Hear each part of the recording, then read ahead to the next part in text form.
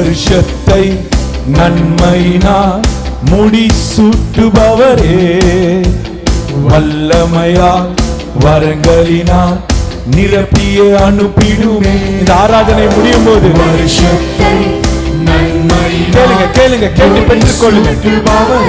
ஆமென். உங்க வாயில் இந்த வார்த்தை வரட்டும். எஸ், வரங்களினால் நிரப்பிய அனுப்பிடுமே.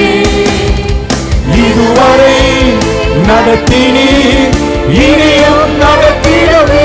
எஸ், ஒருவாமல் பாதுகாப்பார். ஆண்டவனை ஆசீர்வதிக்க போகிறார். எஸ், இனியும் சுமந்திடுவே. ஓஹோ, இதுவரை நடத்தினீ, இனியும் நடத்தி